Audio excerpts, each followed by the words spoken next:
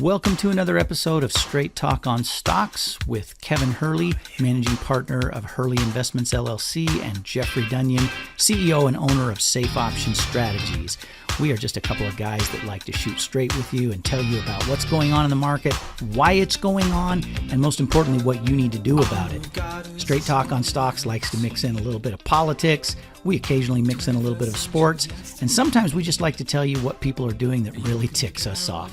Thanks for joining us for another episode of Straight Talk on Stocks. We're live. We're going. Good morning, Kevin. How you doing? Good morning, Jeff. I'm doing good. How about yourself?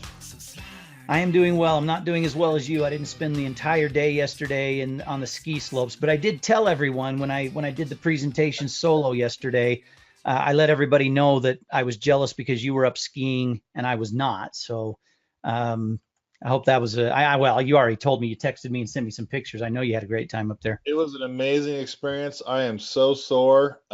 We also bought night skiing because I had some weird deal. It was a 9 a.m. till 9 p.m. I'm exhausted. Wow.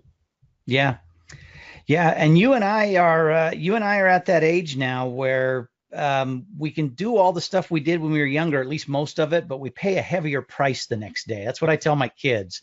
Yep. Occasionally one of my kids acts surprised that I'm able to go out and this is just kids being kids, but they'll act surprised if I can go out and play basketball with them or run with them or get up on the ski slopes and out ski them.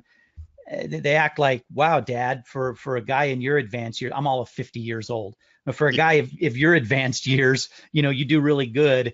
And I let slide the comment about my advanced age, but I remind him, you're going to be fine in the morning.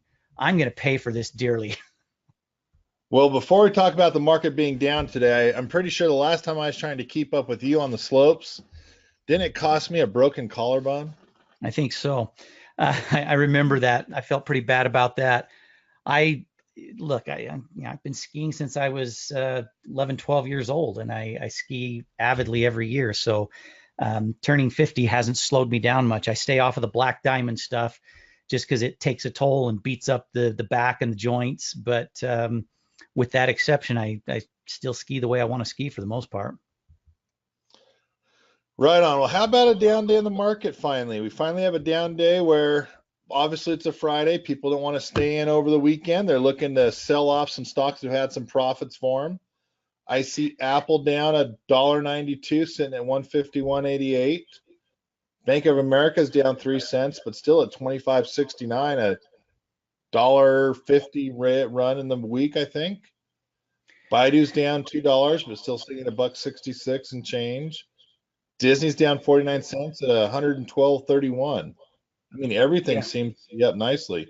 Ford at 50 cents at 8.81. I'm glancing off to my left as you're saying this because I'm looking at my other screen with the streaming quotes on it.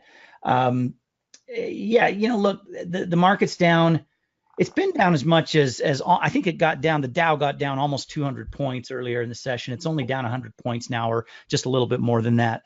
But let me ask you this: in your mind, is today? I read some headlines. I was listening to the news as the market opened, listening to Fox Business News and flipping back and forth between there and CNBC. Those are the two channels I watch in the morning when I'm trying to get a feel for at least what the talking heads are thinking. But no matter what they said, the reasoning was for the market selling off a little bit today. And this is a minor sell-off. Let's be honest. 100 points on the Dow is like a drop in the bucket nowadays. In your mind, is it really truly anything other than profit taking today, regardless of what the other reasons people are giving for it? It's either profit taking or it's profit taking. Well, it's profit taking. So here's the thing. I scanned through headlines and, here's a couple things I heard. And if you can see what I've got on the screen right now, this sort of shows what I'm talking about. But hang on, when we're running this webcam things, it gets in the way of what I'm trying to show you. Bear with me for a second. Okay, so uncertainty, government shutdown, uncertainty over growth in China. Has anything changed in the uncertainty over growth on China? And is anything different today than it was a week ago about the government shutdown? Well, let me think about it. We're uncertain about growth in China. So it's still in China, and it's really a world growth question. So no. Okay, stop for a second. Let me rephrase the question. Is this paragraph right here? Okay, forget about this. Escalating concerns over an ongoing government shutdown and continued uncertainty over growth in China. Is that any different than the beginning of the week when stocks were going up? Not that I know of.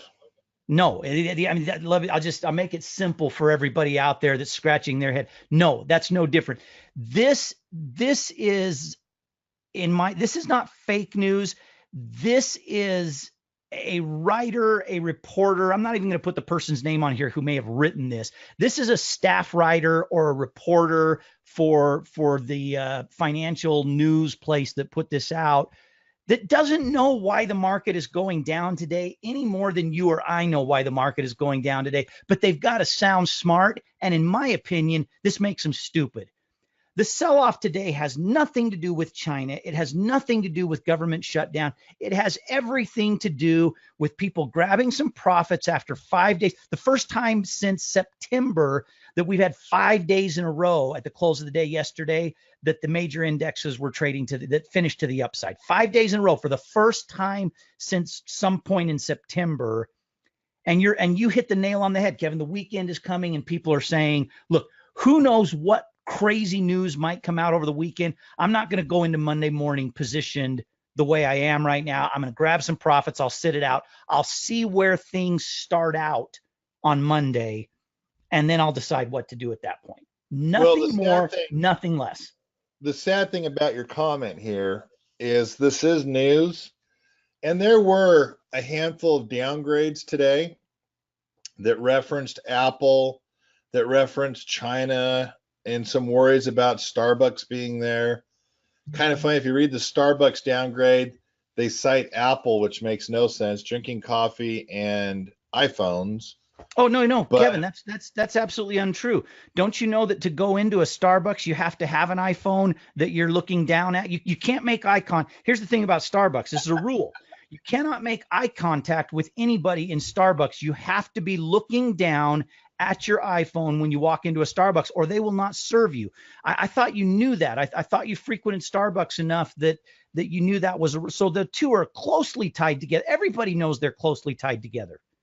My bad. I'm not a Starbucks connoisseur. Look, so here's what you're referencing. I hadn't read this yet, but just as you said it out loud, I thought that's the most ridiculous thing in the world. In the note, Holthouse. Okay, guess what? Holthouse, here's another analyst that doesn't know anything more than you or I know. And guess what? When Apple and Starbucks both kill their numbers next quarter, here's another smart person who's going to be surprised. Imagine that. Pointed to Apple's recent announcement that it was lowering sales guidance for its fiscal first quarter, citing weakness in China and lower than expected iPhone demand. The recent Apple announcement, while potentially also product driven, cited trade concerns, macro, and McDonald's acknowledged sober trends in the region at a late Holthouse. So Holthouse is saying, English, isn't it? This is really what he's saying. This is really what he's saying. Yeah, we're not going to hit our numbers, and it's not our fault. It's China's fault, because Apple said the same thing and McDonald's said the same thing. And what the reality is Starbucks charges 10 times what they should for a freaking cup of coffee, and some of the luster is gone, and the idiot owner gets too political at times. And every company has an occasional quarter where they're off of the analyst estimates. So why don't these people just be honest and call it what it is and say, hey, guess what? We're going to downgrade Starbucks because people are spending money on other stuff than Starbucks coffee. There's your reason. Yeah. Some people, Jeff, that's all I'm going to tell you. Some people, it's unbelievable. These analysts in their ivory tower jobs, they try and convince us that they're so smart And I'm telling you, most of them just make crap up. They seriously, they just make crap up and think that if they say it in an intelligible way, most of the lemmings out there are going to go, oh yeah, it makes sense. That makes sense. Apple's not selling as many iPhones, so I guess people aren't drinking as much coffee. That makes perfect sense. That's brilliant. So let me throw a little something your way. I know you'll agree with me on it. I am already getting protected for earnings. I have been protected using that long put option as an insurance contract on stock ownership. It's neat. I am down today, but on $7 million, I'm down 0.2%. You're not supposed to tell people how much you trade. Not a bad position to be in. I tell you, it's easier to use some of those option strategies, the collar trade, the protective put, some of the stuff you teach in the safe option strategies education. It's my opinion, it's easier to protect some of your gains than having to bail out of the market, having to sell off to create a taxable event. And what are your thoughts on some of these people that are trying to day trade or swing trade these ridiculous stock markets with this volatility? Just give me some thoughts. Worst time in the world to try and be a day trader or a swing trader or a spread trader that doesn't know how to plan and make a trade adjustment. I got to tell you, most of my money is in collar trades right now. Most of my money is protected. I just, the uncertainty, the way headlines are driving things right now, there's no way you can hold a stock position and think you can outguess the volatility. People, here's what I run into all the time. People get into a position and based on something they've read, based on something Jim Cramer has said, based on what their neighbor, I mean, this is kind of an age-old story. Based on something they think they know, something they think they're smart about, they go into a position. They say, yeah, I know this is going on, this China stuff, but this one, I'm confident this one's going to go through earnings. They're going to report good numbers. Everybody's telling me they're going to report good numbers for this reason and this reason. What's different, right? And again, that's an age-old story. You go back to the earliest days that I had money in the market, mid 90s, and that's been happening. And for these people that have been in the market since the 70s and the 60s, this has been happening for the life of the stock market. The difference right now is the amount of money you can lose when you're wrong. People are still going to be wrong. They're still going to be right. If you just want to have the biggest possible payoff for a wild ass guess, go spend a weekend in Atlantic City or Las Vegas. You'll have a lot more fun. You'll know how much money you're going to lose going in, but you'll eat good food. You'll have good entertainment. You're way better off going and putting it all on red on the roulette table and having a good time in the process than thinking you know what a stock is going to do after it reports earnings. And having so much of your money at risk. It's absolute insanity for people to think they can outguess it. And the price you pay right now today is greater than the price you've paid in the past, both from a dollar and a percentage standpoint. So nothing has changed. Let me make a comment if you don't mind. What's that? Let me make a comment if you don't mind. You said for what they think they know. I'm shocked right now at how many computer programs are out there, how many red and green arrows, how many software, artificial intelligence, which is really just a stock screener. How many people are looking at something that touts an advantage and haven't figured out yet that it's just past history and a computer program, a person, a software making a guess about the market and selling it for tens of thousands of dollars when you and I could look at a stock chart and see exactly the same thing and make the exact same guess. It's foolish. People consider the stock market gambling, and it is gambling when they think that a software program, that maybe there's artificial intelligence, which is really just a fancy stock screener, can predict the future, can predict information that's not yet known, that hasn't come to pass, that there's no way that that information is available to make an educated decision on, yet people are blowing tens of thousands of dollars on crap. It's ridiculous crap. And it bothers me because as I hear and talk to clientele, I'm hearing someone that's bringing over 300, well, they thought they're bringing over 325,000. That turned out to be 195.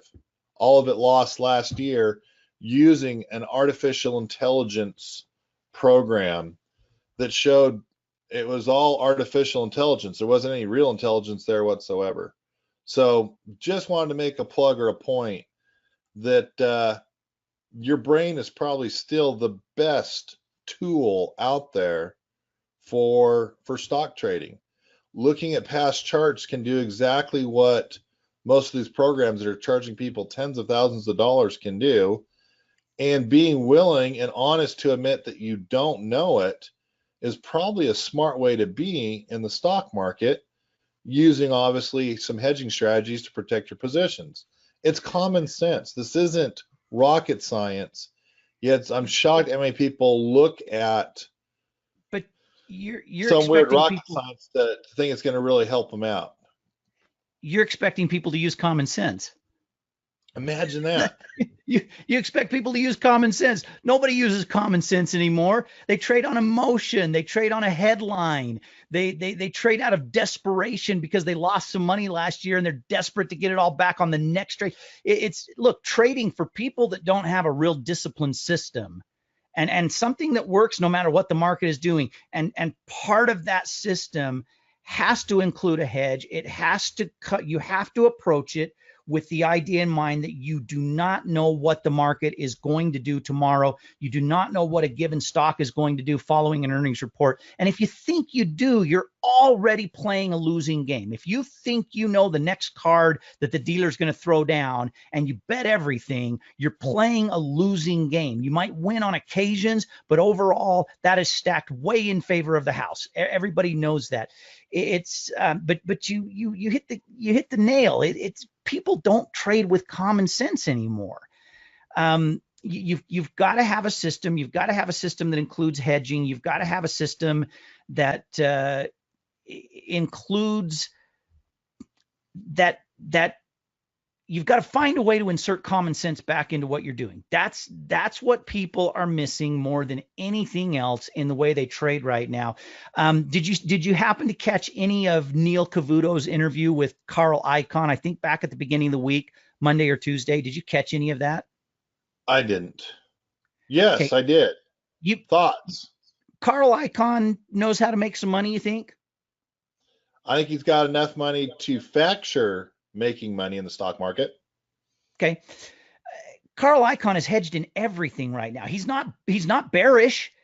He talked about the underlying fundamentals of the market being sound. He talked about positive earnings. He talked about companies being helped by the tax cuts. I get a little bit ticked off when people say the tax cuts aren't doing anything. What a load of crap.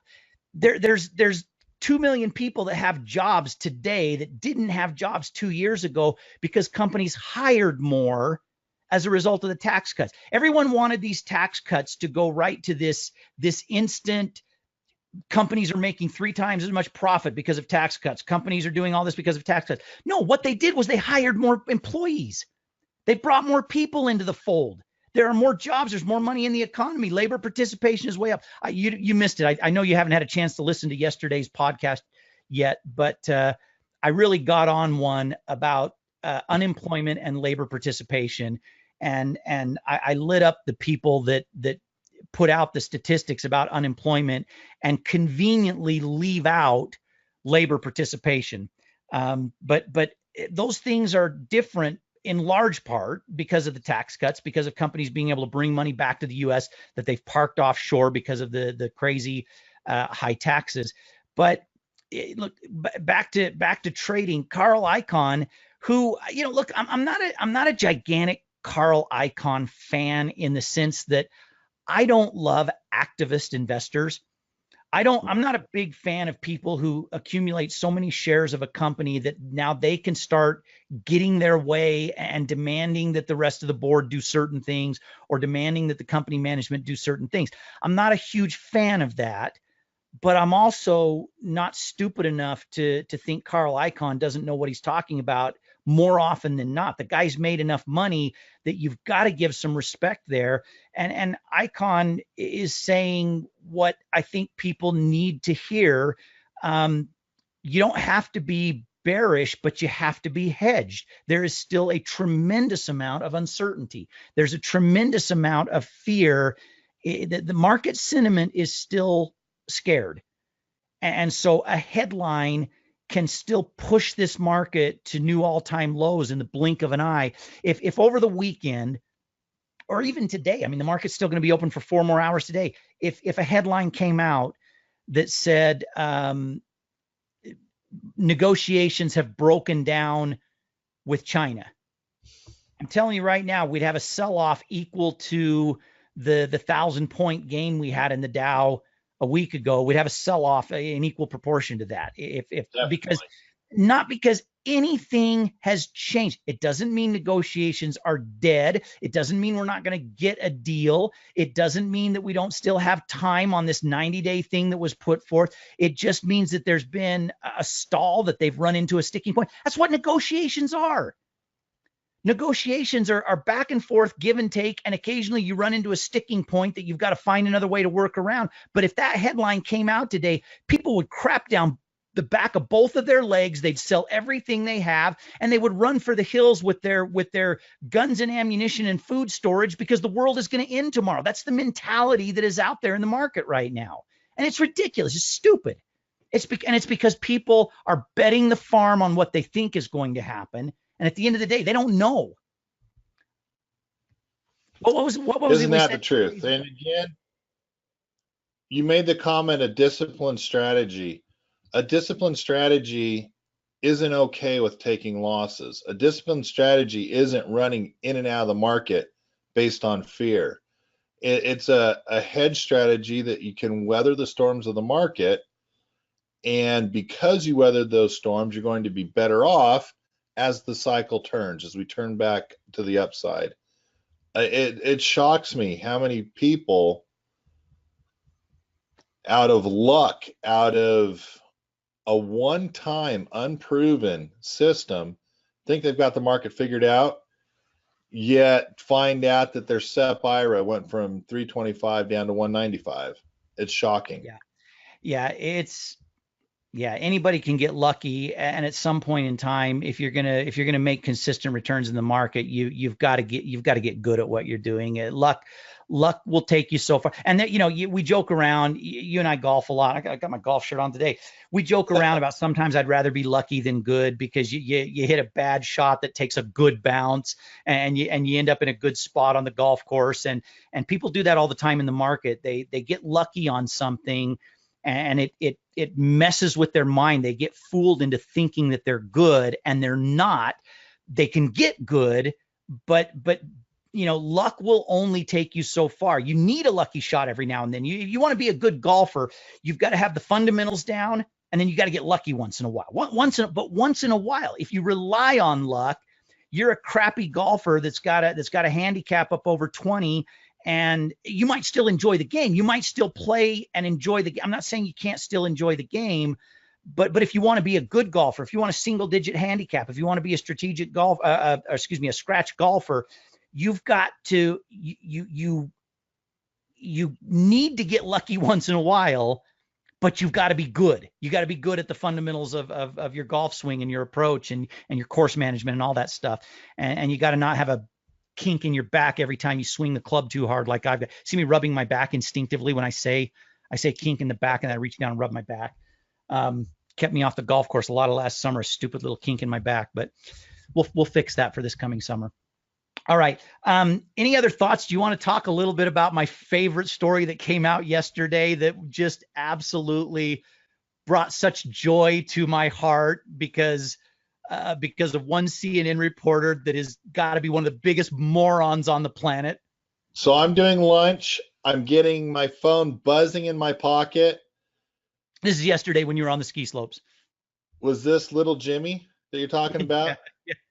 This was great, man. This was absolutely fantastic. Jim Acosta on his moral high horse, the guy, the smartest man in the room, no matter who else in his mind, the smartest man in the room. Let me tell you something about Jim Acosta, from my opinion.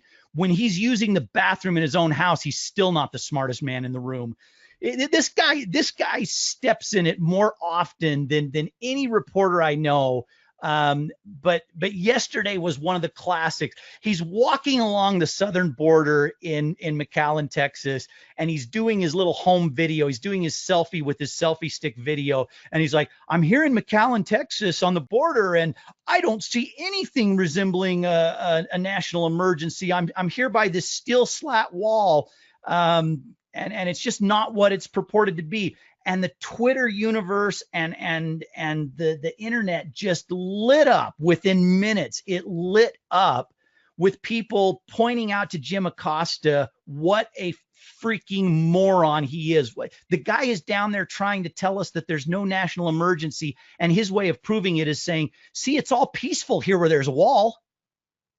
Thanks, Jim. You just made our point. You just made the point perfectly for everyone, including the president, who thinks the wall should be there. You just helped prove it in your moronic attempt to put it down. I loved it. I absolutely loved it.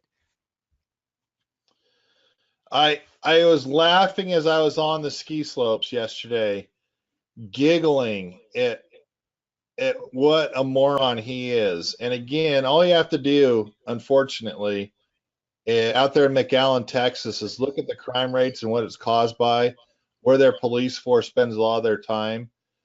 And it's shocking to see what a problem it is even down there. And it's not necessarily at that portion of the wall, but outside of it, where there's issues all over the place. Someone threw out, some idiot reporter threw out a statistic yesterday and said McAllen, Texas is considered one of the safest cities in the United States. And look, someone somewhere may have put out a report where they cherry picked some statistics and they looked at the city limits of McAllen. It's not in the city limits of McAllen where you've got a great police force, you've got great border control, you've got the city cops, you got the county cops, you got everybody right there.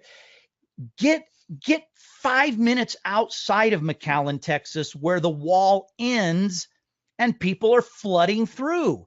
And they're not hanging around in McAllen going to Starbucks and ordering breakfast at McDonald's or taking the family to Chuck E. Cheese that night. They're getting across the border and they're immediately moving for the interior. So, you know what? Maybe there is a statistic that's semi-legitimate that says the city of McAllen has certain crime statistics that are low, but that's because the people coming across illegally aren't going into McAllen and camping at Motel 6 that night and registering. They're putting their credit card on file. It's people. The way people report news nowadays just pisses me off to no end, because it's all opinion based. There's such a lack of objective news anymore. But back to Acosta. I mean, this guy is classic. This guy, when history looks back 10, 15, 20 years from now, no one's going to see Jim Acosta as the hero, the champion of the people that he considers himself. They're going to see him as the fly in the ointment that was a moron every time he opened his mouth. We were saying yesterday, I think I said, you know how you can tell if Chuck or Nancy are lying, and the answer is because their lips are moving. You know how you can tell if Jim Acosta is saying something stupid? It's because his lips are moving. It's the same thing. I mean, this guy is he's classic. I got to tell you, Jim Acosta, in a way, and I would put Alexandria Ocasio-Cortez in this same camp, and there's a few others that I would put in the same camp. I love these people. I absolutely love these people, because as much as they try to sound smart and as much as they try to impress other people with how brilliant their analysis is and their ideas and stuff like that, every time they open their mouth, I just smile, because I think you people are just proving that you are on the wrong side of damn near every opinion you have. And it makes me happy. It makes me all fuzzy and warm inside when these idiots get out there and blather and think they're the smartest people in the world. It's fun. I hear you. I hear you. Anything for us over the weekend? No, we'll be back on Monday to probably talk about what goes on over the weekend. I think we'll hear a lot more about the government shutdown. We'll hear a lot more about. I think some news will break over the weekend on what's going to happen with what is happening with the China talks. For good or bad, it'll spur the markets. I think before the day is over today, we finished kind of flat, but I think Monday's going to be a big market day, up or down. I'm not predicting up or down. I just think it's going to be a big market day. More than that, I'm looking forward to the banks and financial institutions starting their earnings next week. Bank of America, Goldman Sachs, Citigroup, Wells Fargo. I think they all report next week. The majority of that on Wednesday, Thursday, and Friday, I believe. There might be one or two of them reporting on Monday or Tuesday, but the bulk of it's going to be Wednesday on.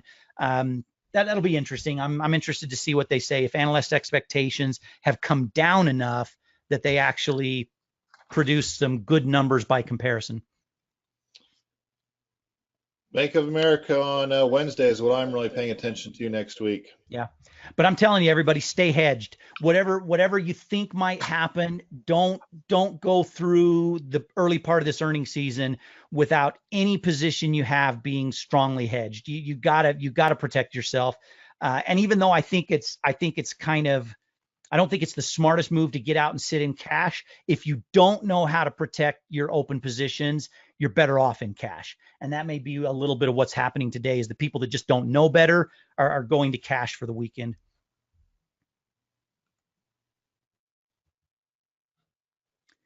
Any last thoughts? Oh, Kevin's gone. Kevin's out. I'd say so as well. You have a good weekend. All right, you too. You lost your internet, but you lost it at the perfect time because we were just wrapping up. Have a great weekend, everyone. Have a good weekend. Enjoy yourself.